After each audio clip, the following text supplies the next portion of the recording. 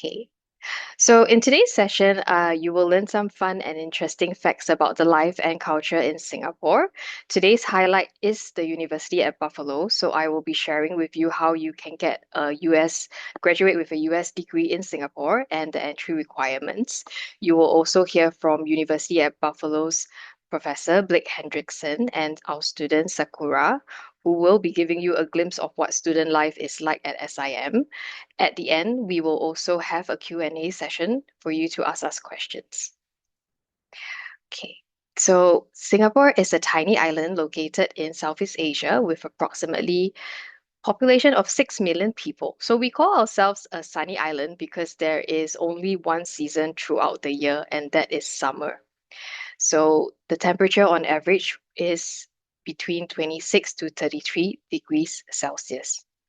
So although Singapore is really small, we are known as a business, financial, and technology hub here in Asia. So there are over 7,000 multinational corporations that have set up their businesses in our city, and this gives a lot of opportunities for non-Singaporeans to live and work in Singapore. So Singapore is also one of the safest cities in the world, and we are currently ranked as #2 safest city after Tokyo. So culturally, we are made up of four main racial groups, so Singaporean Chinese, Malays, Indians, and Eurasians. Our main language is English, but most of us can speak a second and sometimes third language as well. So if you're the type of person that enjoys learning a new language or immersing yourself in a different culture, Singapore is going to be the perfect place for you. And because of our multiracial background, we have different types of local food. So in Singapore, we tend to enjoy food that is a little bit more spicy. So if you also enjoy spicy food, then definitely you should try laksa, nasi lemak, or roti prata with curry. If you don't really like spicy food, then the top favorite will be Hainanese chicken rice or bak kut teh. Bak kut teh is like a peppery pork soup. Or if you're feeling very adventurous, you can also try frog leg porridge, which is really tasty and also very popular in Singapore. So due to Singapore's sunny weather, we tend to enjoy more outdoor activities. So we do like to go to the beach a lot. We do like trekking or just taking a stroll in the park. For types of housing, there are four main types of housings available for international students here in Singapore. So the first type is hostels, and the next would be public housing that we call HDB flats. There are also co-living spaces, and lastly, we have a more expensive option, which is called private condominiums. So within the complex itself, you will have facilities such as swimming pools and the gym.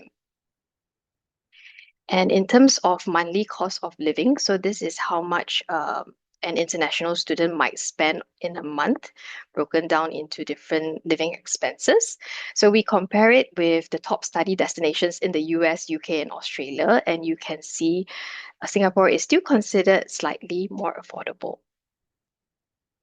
Distance-wise, we are very close to Japan. So a flight from Japan to Singapore takes around 6 to 6.5 hours only. So if you study in Singapore and your parents miss you, they can actually jump on a flight over the weekend and come and visit you anytime. And more about Singapore Institute of Management. So we are a private education provider. We are focused in three main disciplines: business management, IT and computer science, arts and social science. And we have been around for over 60 years. So every year we have around 16,000 students that enroll with us, out of which we have around 36% of international students that come from over 50 countries.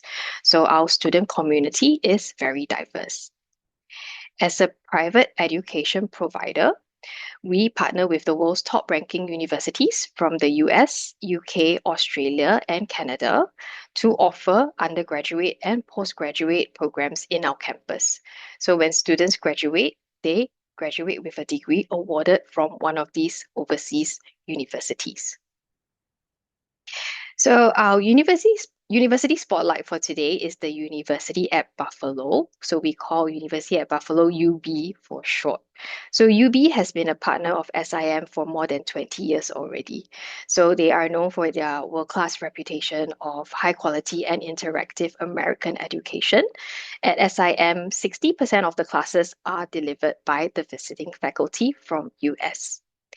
And if you're wondering what is the difference between studying in the home campus in the US versus studying in SIM, so typically if you were to study in the US, the graduation timeline would take about 4 years. So there are two intakes, spring and fall, and a long summer holiday.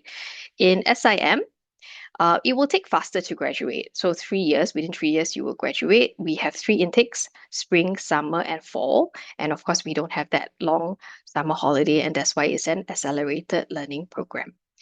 In terms of tuition fees, you can see the comparison here. There will be significant savings if you were to study in SIM in Singapore. So there will also be an option for students to spend one semester in the US home campus. And if you do get selected for the scholarship, your tuition fees will be paid for by UB for that semester, and the accommodation and a round trip air ticket will be reimbursed by SIM. Okay. And if you have the if you know some students, they actually want this opportunity of working in the US. So if you do spend your final 2 semesters in the UB US campus and you graduate in the US, you will get the optional practical training. So with that working visa, you can remain in the US for 1 year and you can spend that time looking for a job. Yes. So the available bachelor's degree programs that we have at SIM are the Bachelor of Science in Business Administration, Geographic Information Science, Bachelor of Arts in Communication, Economics, International Trade, Psychology, and Sociology. So we call this the standard route where you will graduate in 3 years. We also offer double major and double degree options, and you will graduate in 4 years' time. So this is a sample of what the degree certificate will look like when you graduate. So you can see that there is no SIM logo anywhere because the degree is directly awarded by University at Buffalo because you are a student of University at Buffalo. So this is what you will receive. And for entry requirements for Japanese students, once you graduate with your high school certificate with a minimum GPA of 3.0 or minimum B grade average, you can actually apply directly to one of University at Buffalo's degree programs, as long as you also meet the IELTS requirement of 6.5. Otherwise, there is also another pathway where you come through our SIM diploma program, which is also the same entry requirements, just that the IELTS level is a bit lower at 5.5. So our SIM diploma program is equivalent of Bachelor Year 1. So once you complete the diploma program, you will progress directly into Year 2 of University at Buffalo's degree program. And then you'll graduate in Year 3. So whether you pick pathway A or pathway B, the timeline to graduate is about the same. So thank you for listening to my part. So now I'm going to pass on the time to Professor Blake Hendrickson, who is the Professor of Instruction in the Department of Communication at University at Buffalo. He will be giving you insights about the classroom structure at UB in SIM. And later on, Sakura, who is a major of Bachelor of Arts in Psychology, will also share her experience on how her student journey from coming from Japan to her time in Singapore. So now I will stop my screen and I will pass it on to Blake. 皆さん、こんばんは。Thank you, Adrina, for the nice introduction. And I have to say that I'm really happy to be here. 半年、シンガポールに住んでいます。半年、日本に住んでいます。今、松山に家族といます。And so I'm also in Japan with you here today. Today, I'm going to discuss the following. First, I'm going to, because I think it's important to have an idea of some of the background of professors, I'll be discussing my background and then some of the course structure that most of the professors follow, or a general course structure, and then discuss some of the aspects of the University of Buffalo typical students. I always say that this is the best job that I've ever had, and it has mostly to do with the students. We have great students. And finally, I want to talk about Japanese culture in Singapore. I met my wife in Singapore, and so there's a very strong Japanese culture that I think it's important to understand. So let's go back to when I suppose, most of your ages, finishing high school. I decided to go to the University of Minnesota Duluth, which was very close to my hometown. Just a 4-hour drive I had to drive, and I started to study communication. After I finished my degree, like many people, I didn't know exactly what to do, so I decided to teach English in Europe. And I spent 2 years in Europe, the first year teaching English in Spain at a junior high school, and the second year teaching English. Oh, sorry, the first year teaching English in France, the second year teaching English in Spain at an elementary school. My students were like 3, 4, 5 years old. After 2 years teaching English, I realized I really liked teaching, and I decided to continue studying and teaching at the University of Hawaii.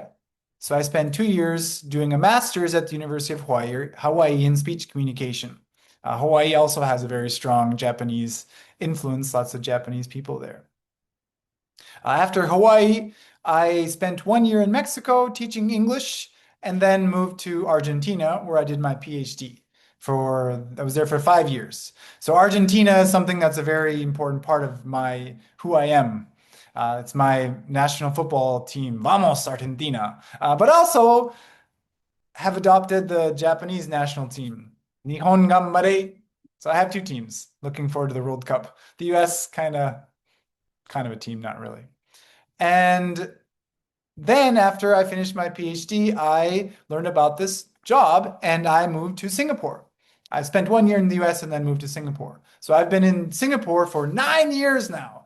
Next year, I'll be saying 10 years I've been living in Singapore. And it's been a wonderful time teaching and working in Singapore. And it's also a place where I met my lovely wife and started a family. So I have my wife is Asuka. She's from Ehime Prefecture, and we have 2 kids. Sakura is 8 years old and Kai is 5 years old. And 3 years ago, we decided to move to Japan. So Sakura could start first grade in Japanese education system. So she could learn Japanese, and also Kai could learn Japanese. So I live half the year in Hime. My in-laws, Asuka's parents, are Mikan Noka. They are orange farmers. So I have some experience picking oranges. And right now, I should send you some oranges, some Beni Madonna oranges to Tokyo, because right now it's all these wonderful oranges.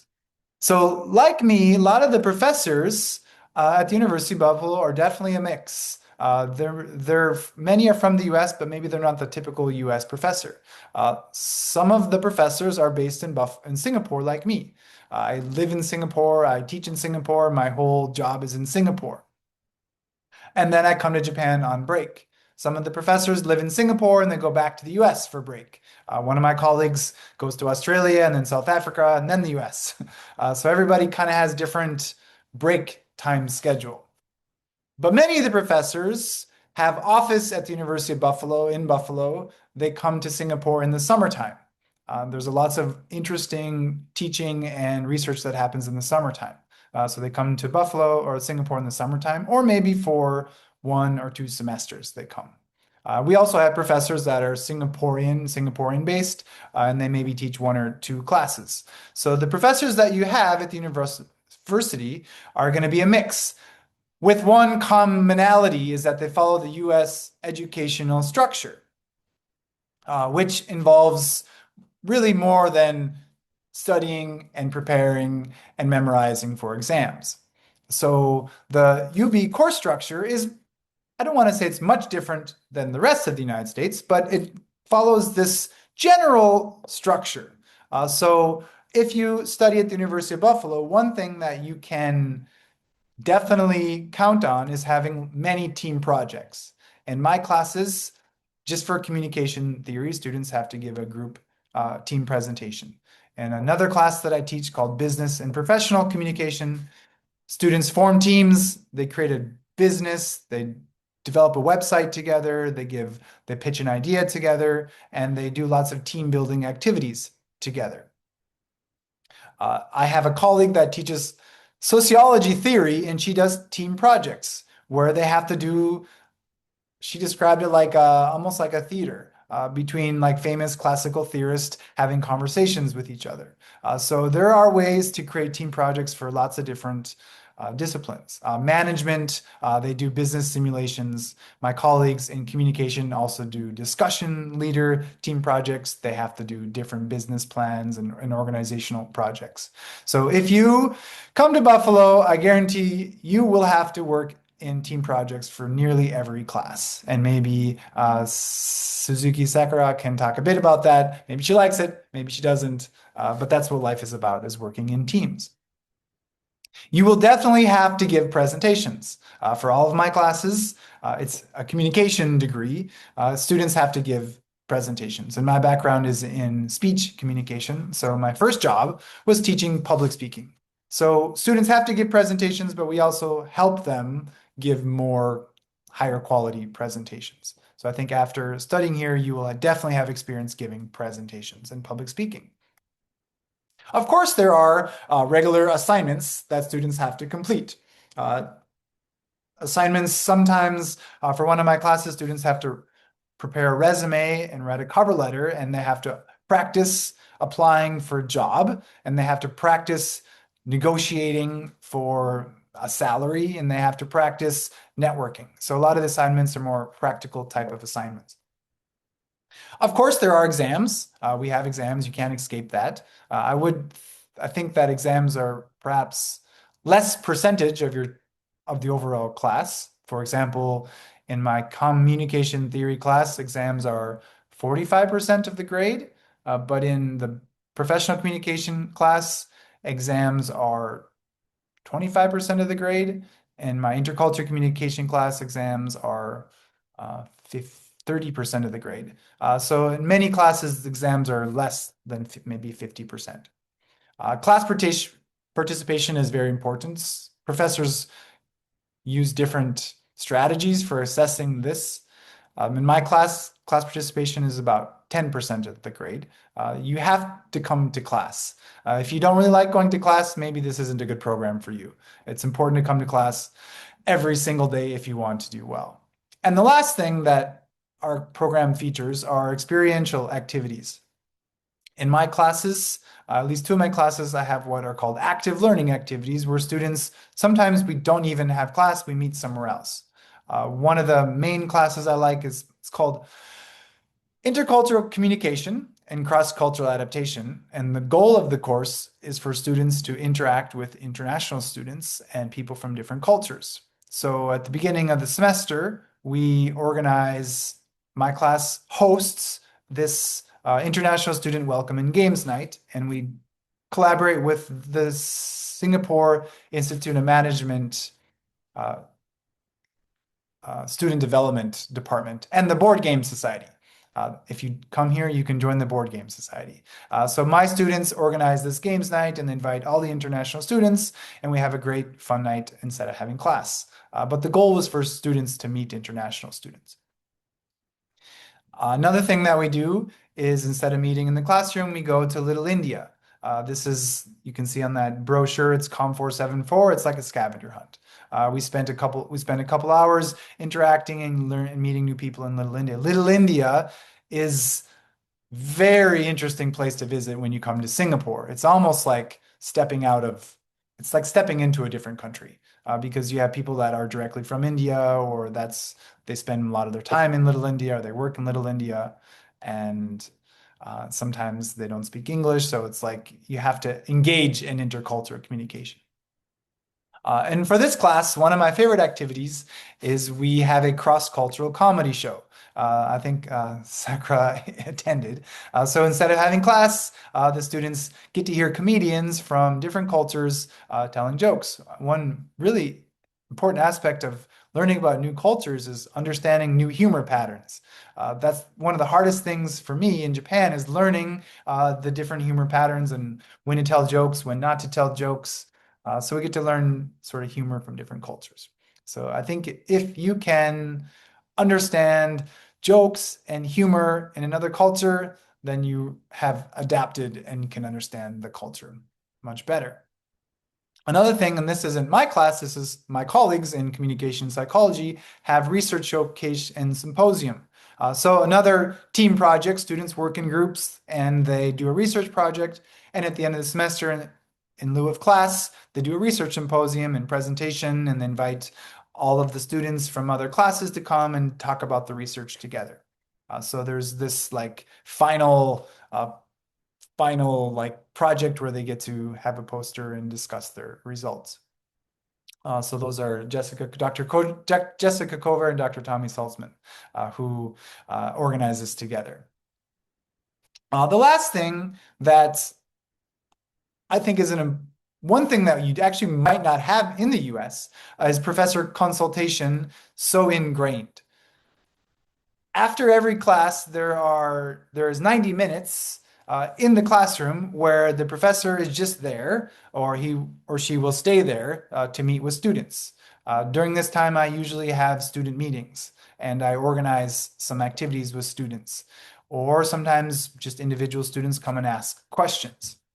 In the US, you can also go visit your professor, but you have to organize a meeting and you have to go during their office hours, and it's much more difficult, I think, to actually go and talk to them.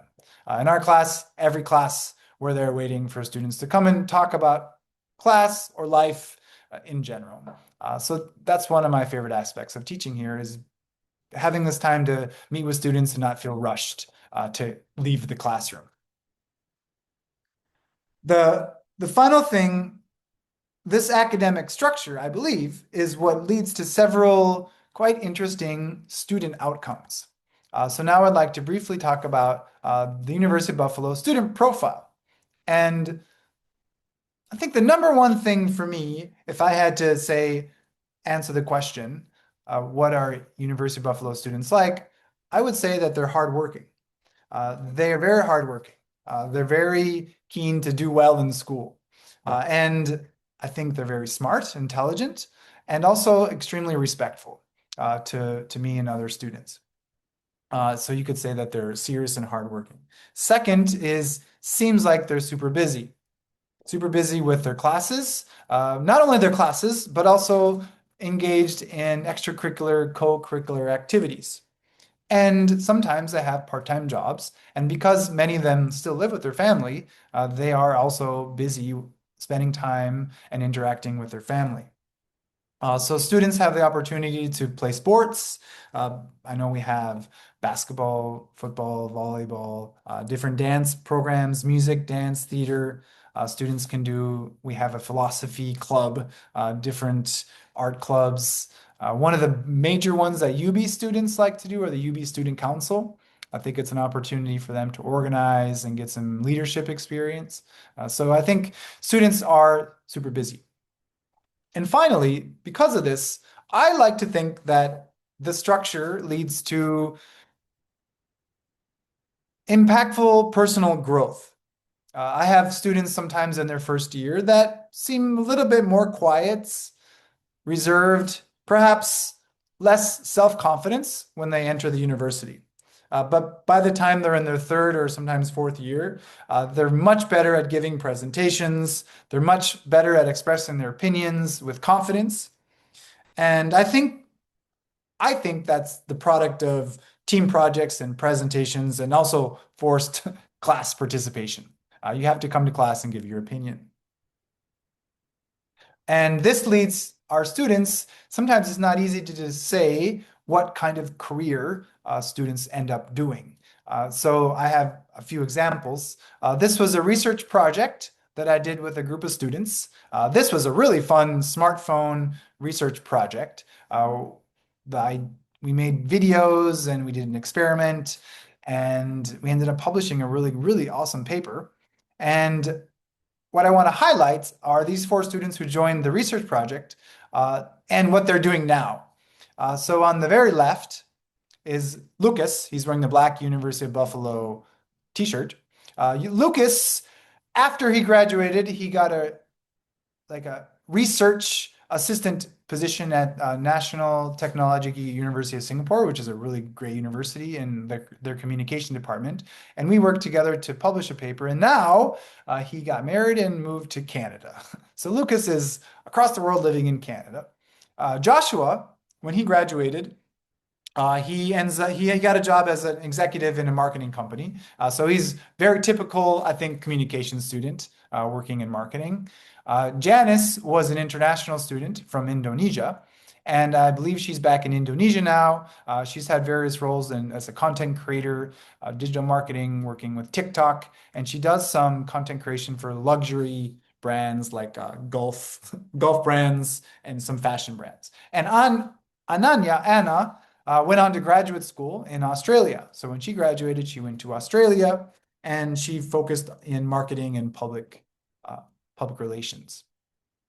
In another research project, I had two students who were double majors in communication and psychology. And one, Mocha, is back in Hong Kong, and she's working with students with like autism. So she's working directly with in psychology. And Shanaz is in Singapore, and she's working with teenagers that are that are struggling to get to sort of make it in society, with struggling youth, adolescents. So it's very varied what students end up doing. I have students that have gone on to law school, I have students that have gone on to work in public service, and a lot of students that work in media. So it's very varied. The final thing that I would like to discuss is the presence of Japanese culture in Singapore. And this is a testament to essentially how I met my wife, is because there is such a strong Japanese presence in Singapore. And I don't think I'm wrong to make the bold statement that Singaporeans love Japan. Singapore-jin wa Nihon ga daisuki. Daisuki, daisuki, daisuki. In my Japanese language class, I study at Ikoma. It's packed with students. There are so many students that are learning Japanese, and I don't think that they have necessarily a plan to live in Japan or to work there. They like to travel to there. They like to visit there. They like to learn the language. They like to watch Japanese anime. They like to read Japanese manga. They're just obsessed with Japanese culture in general. And so you can see this with Singaporeans enjoying Japan, but also there are lots of Japanese institutions in Singapore. Restaurants abound. Sushiro is growing. There's one new sushiro every day, seems like. Ippido ramen. The list goes on and on for izakayas and yakiniku places and ramen stores. You can get Japanese food all the time. There's lots of Japanese markets. Near where I live, you have Meijia, there's Isetan, there's Don Don Donki, Takashimaya. I just found out that our favorite omiyage from Tokyo, butter sandwich, they sell at Takashimaya. So it's like, why? It's there. They sell it. Even omiyage you can get in Singapore. They have lots of bakeries, Johan, Chateraise, Gogoku. And there are also lots of Japanese schools. Japanese shogaku, chugaku, koko are there. My wife, Asuka, worked for the Japanese supplementary school, which is Nihongo Hoshuko, Japanese supplementary school. We were members of the Japanese Singapore Japanese Association, the Nihon Jinkai. And the Nihon Jinkai has two restaurants, there's a bar, they have karaoke, they have a market there are two libraries, there's a clinic, they have two children's playgrounds. They have classrooms and courses. That's where I studied Japanese when I first started. My daughter took ballet there. They have a theater, a conference room. So the Japanese culture is very ingrained in Singapore. And I think that leads to an important question. Is that good or bad? I think on one hand, it's good because like Adrina mentioned, it's a very short flight from Japan. It's only 6 or 7 hours. Singapore is very close. When you arrive in Singapore as a Japanese person, you might blend in. You might look like everybody else, so you won't stick out. You look like everybody else, you won't be able to tell. So it's very safe. There are many familiar institutions. You don't have to maybe go out of your comfort zone so much. Singaporeans are interested in Japan. They're interested in Japanese culture. They're interested in the language. They're fascinated by Japan. But at the University of Buffalo, you will be studying in English. You will have to adapt to a US university structure. That is 簡単ではないかもしれないけど、とても面白かったと思います。So, on the other hand, coming to Singapore might, and this is what my wife argued, she said, they don't want to go to Singapore. It's too easy. It'd be too easy for a Japanese person in Singapore. They should go study in Australia or the United States or the UK, which might potentially create some kind of bigger challenge. In those countries, they might stick out more, feel more distant, more culture shock. So that's something I think if you want to study in another country and study in English, to consider. That Singapore offers something a little bit safer, easier, maybe lighter. It's not so I don't know, it's still difficult. But it's a different experience than going to maybe Australia, the UK, or the United States. I think that Suzuki Sakura-san probably has more perspective and opinions about being a Japanese student in Singapore. So I think it's a good time maybe to transition to Sakura. And I guess I'd like to say, arigatou gozaimasu. Thank you very much. Hopefully I see you in our classroom sometime. It would be great to have Japanese students in my class.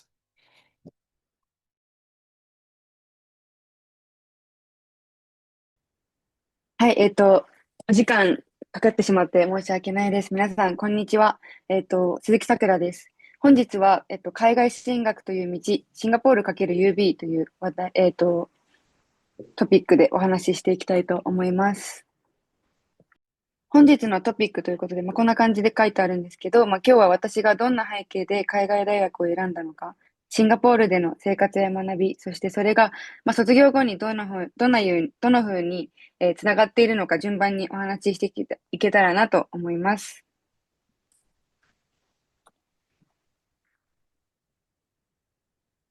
自己紹介として、簡単に、させていただきます。改めまして鈴木さくらです。ニューヨーク州立大学バッファロー校、文学部心理学科に所属しています。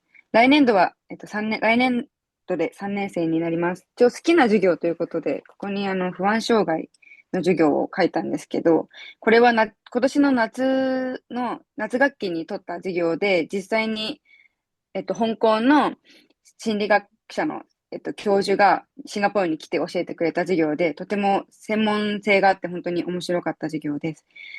あとは、心理学外で言うと、韓国語の授業を取っていたんですけれども、それもすごく面白くて印象的だったので、ここに書いてみました。私が海外大学を選んだ理由、簡単にバックグラウンドということでお話しさせてもらいたいです。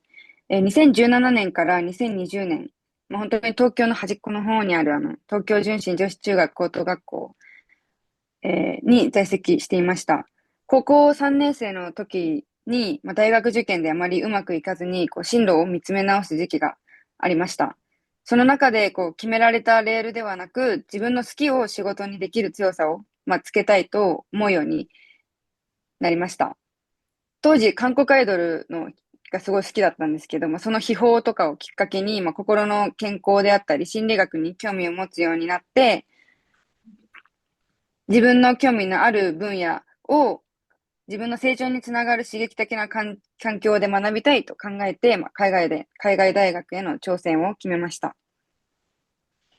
海外大学といっても本当にいろいろなあると思うんですけれども、その中でなぜこの SIM-UB を選んだのかと言いますと、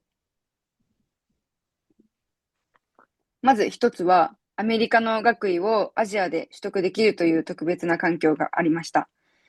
二つ目は、費用がアメリカや欧米に比べてかなり抑えられるという点です。これは、アドリーナとかも言ってたと思うんですけど、あとは、三つ目は安全で暮らしやすい国ということで、これは実は両親が一番懸念していた点で、シンガポールはアメリカに比べて本当に安全で暮らしやすかったというのが大きかったです。あとは、英語環境が整っていて、本当に多人種、多文化、バックグラウンドを持った友達が作れるところがとても魅力的でした。そして最後に、この他国で学べるプログラムということで、先ほどアドリナも言ってたと思うんですけど、実際に UB の本キャンパスに行ける留学制度であったり、あとはロンドンでインターンをしながら単位取得できるプログラムがあったりするので、幅広く挑戦できるのがすごく魅力的でした。そんな中で UB と他にも、SIM には他にもいろんな大学があるんですけど、UB にはこんな特徴があります。まず一つは、授業スタイルが本校のアメリカキャンパスとほとんど変わらない点です。実際にアメリカ人の教授であったり、アメリカのバックグラウンドを持った教授から授業を受けられて、ネイティブのアメリカ英語を毎日聞くことができます。扱う内容もアメリカ本校と変わらなかったりもするので、本当にアメリカで学んでいる感覚に近い環境です。また、さっきも教授が言ってたと思うんですけど、ディスカッションとかプレゼンが本当にたくさんあるので、その分友達も作りやすく、積極性が自然に身につけられる、鍛えられるのかなと思います。二つ目はカリキュラムですね。柔軟なカリキュラムで専攻外も履修可能です。私自身は、心理学に加えて、マーケティングの授業であったり、韓国語の授業なども取っていました。そんな感じで自分の興味に合わせて授業を組めるのがとても魅力的だと思います。そして最後にですね、UB は比較的に少人数で対話的なクラスということで、全体の学生数が少ないので、1クラスだいたい20人から30人ほどの少人数のクラスが多かったり、今では本当にたまに10人とか15人とかのクラスもあるぐらい、本当に学生同士の距離も近くて、教授ともすごい仲良くなりやすく、質問しやすい、とてもアットホームな環境が整っていると感じています。ここからちょっと簡単に、シンガポールで私がどんな風に生活しているのかを、お話しできたらなと思います。シンガポールでの生活は、本当に多国籍の友達に囲まれる毎日です。右上の、写真なんですけど、韓国語の授業を英語で受けるっていうとても不思議な体験をしてたんですけど、本当に教授もめちゃめちゃいい先生で、カンボジアの友達と一緒に授業を取っていました。最後の学期末に先生と一緒に写真を撮ったりなんかして、本当に多国籍の友達とシンガポールはアジアですけど、本当に毎日英語で話す環境があります。あとは友達とカフェで集まって教え合いながら勉強したりとか、CCA と呼ばれる SIM 全体のクラブ活動や、SIM には日本人会があったりもするので、そういうのを通してコミュニティを広げたり、支えてくれる仲間が本当にたくさんできたなと感じています。この一番下の大きい写真は、今年の8月に新しく日本から来た学生、SM に来てくれた学生の歓迎会としてバーベキューを私が幹事になって開催した時の写真です。はい。次は少し生活面ですね。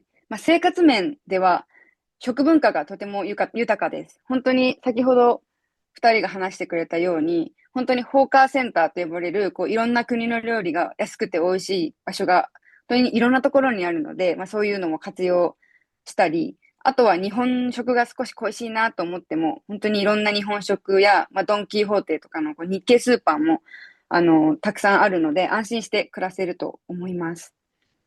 また、マレーシアなどの近隣国へ本当に気軽に行けるので、学校、授業、大学のお休みに友達と少しマレーシアに行ってみたりとか、バリに行ってみたりとかっていうのもすごく、シンガポールの魅力かなと思います。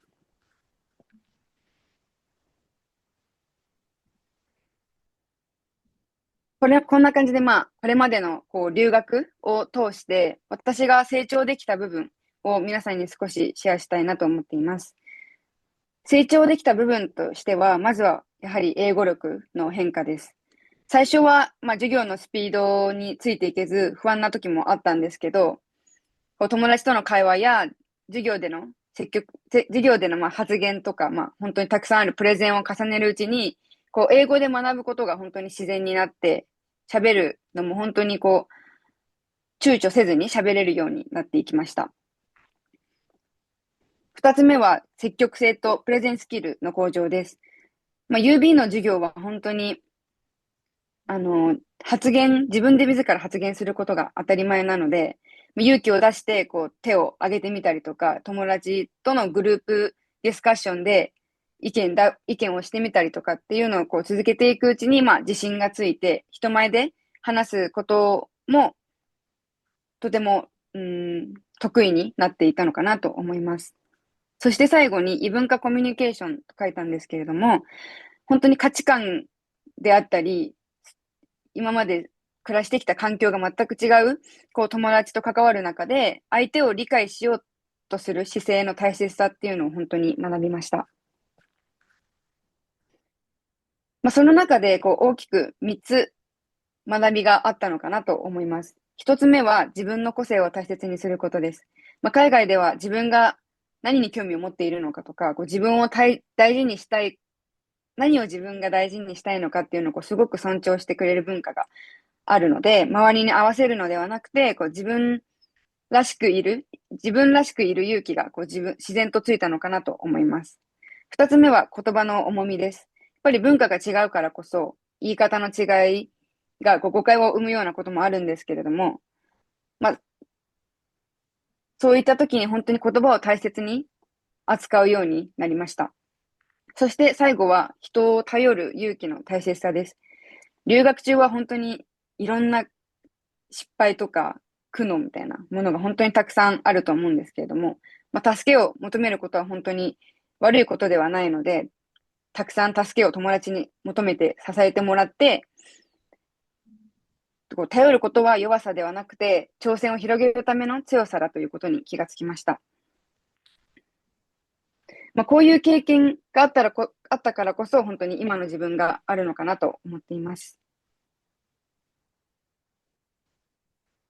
ということで、卒業後へのつながりということで、こうした経験は就職活動でも大きな強みになっています。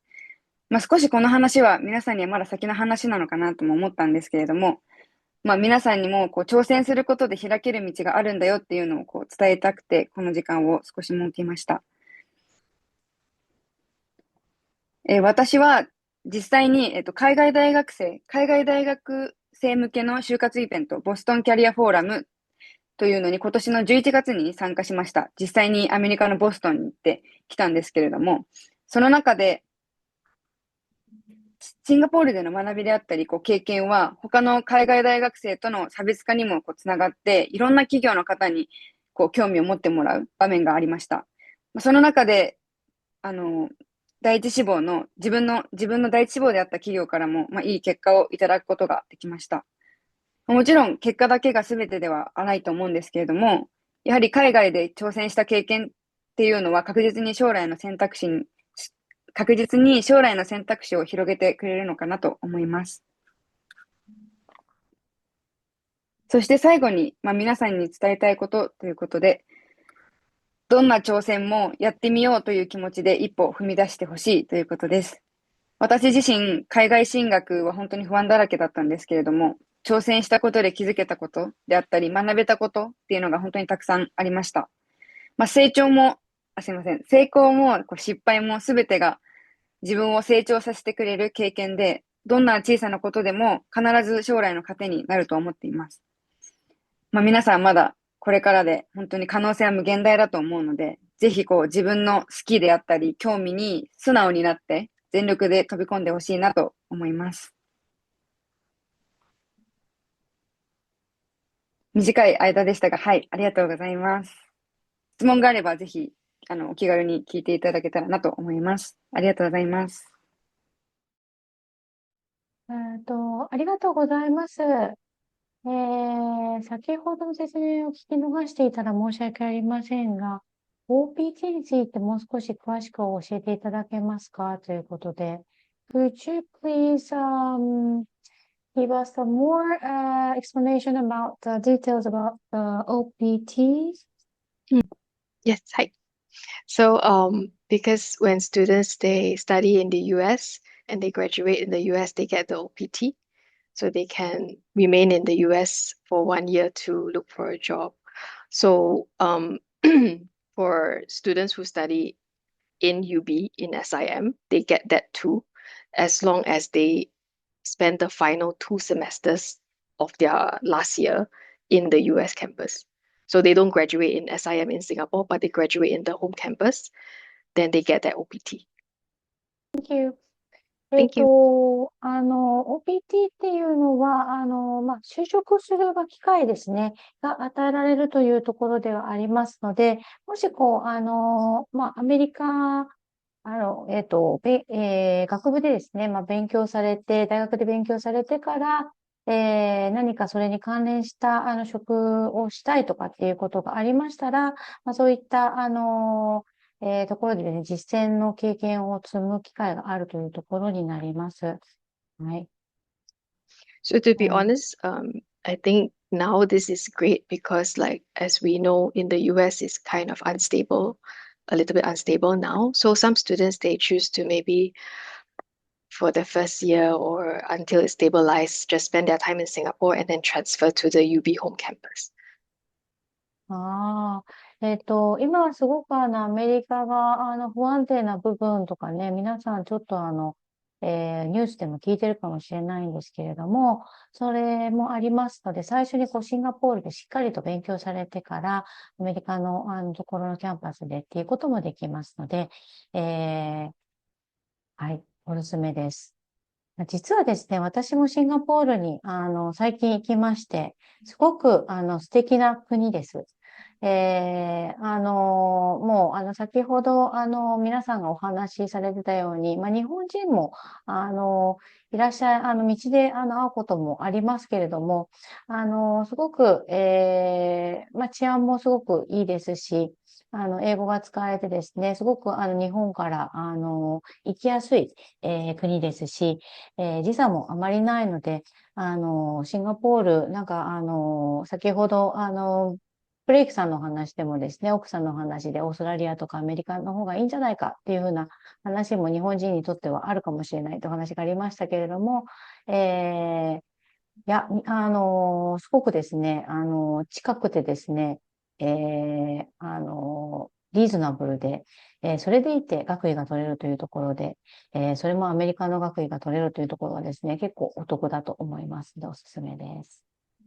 The students also have an option if they want. They can go to London and study with, there's a sociology program that one of our professors organizes, Dr. Debbie Street, and they spend the winter semester in London. So that's 3 months in London. She also has a short-term program where they spend like right around Christmas time for 2.5 weeks in London.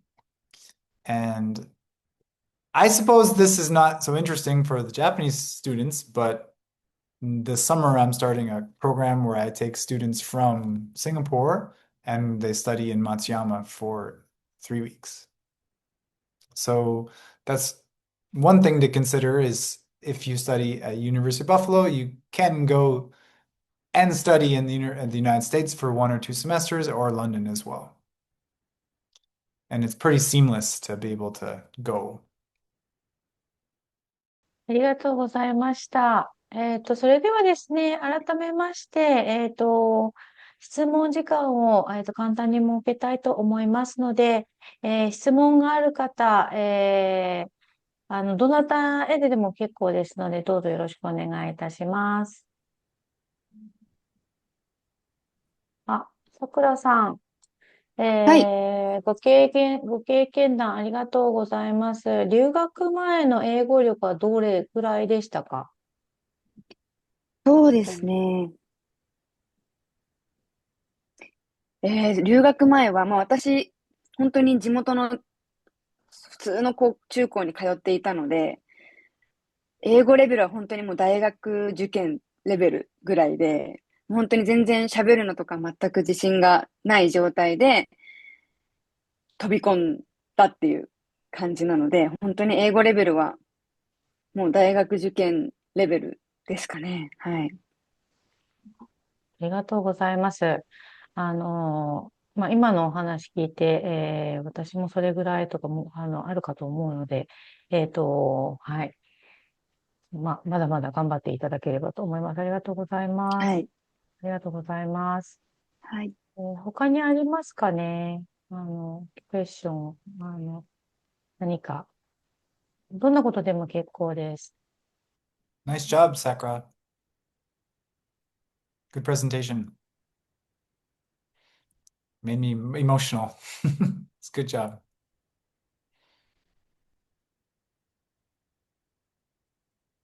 他に何かありますか？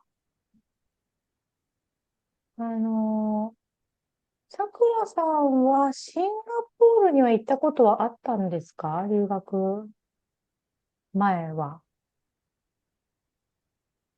さくらさん聞こえますか？はい、聞こえます。すいあ、ません。すいません。シンガポールには留学前はなんか海外旅行で行ったことはあったんですか？一回だけ家族で、本当小学生ぐらいの時に行あ、っただけですね。はい。なるほど。ありがとうございます。他にありませんかね？あのブレイクさんが話をしてたすごい私は、あれですね。クラスが終了してから、先生とお話ができる時間があるっていうのはすごく素敵に感じたんですけど、皆さんいかがだったでしょうか？I feel that it's great to have the opportunities to ask questions ask questions to teachers after classes. The, because normally the Blake mentioned that the other thing is that the student needs to book appointments to speak with the other teacher. But I think is the students after the classes, students might have a lot of questions, or the other maybe might have the other something they didn't understand the other in the classroom, but is that they could speak to the other teachers directly. So that's, I think, a good point for Japanese students, I think. And often it's not about the class material necessarily. Okay. Sometimes they just have a question about like what's then right now they ask me lots of questions about Japan. Or they ask me questions about studying Japanese, or maybe they ask me questions about sports or my kids or my family, or I ask them questions about what to do in Singapore. So really, it's a great opportunity for me to connect with Singapore through students.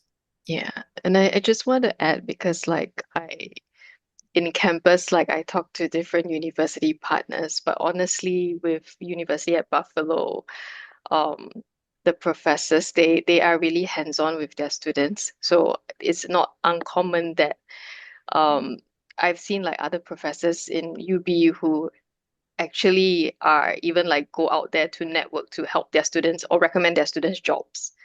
Like, of course, not like is if it's within the conversation of like they know someone, but not like out of like help the student to look for a job. But if it's like, oh, they know someone that they like recommend, right? That's not uncommon.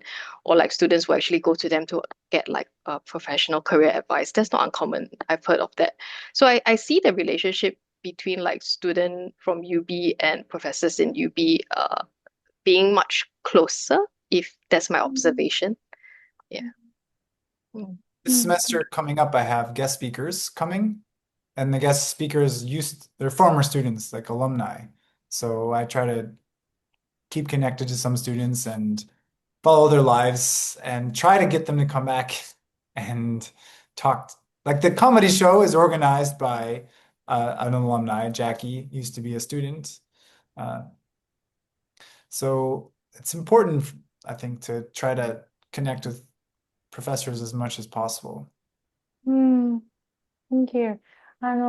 今もお話あった通りに、学生と先生との、距離が近いっていうこととか、将来的に、お仕事のご相談とかですね、そういったことも頼れるっていうところでもありますし、先ほど、プレゼンテーションで、話していただいたコメディの、ショーも、卒業生がご提案したものだったり、するということだったので、そういったところで、いろんな、アイデアも聞いてくれる、方々もいらっしゃると思いますし、やりたいことをこう正直に話しながら、大学生活が送れそうな感じがしますね。ですので、ぜひですね、本日のお話を聞いて、シンガポールバッファローの、この、授業を受けたいっていう方は、ぜひ、バークレーハウスにご連絡いただければと思います。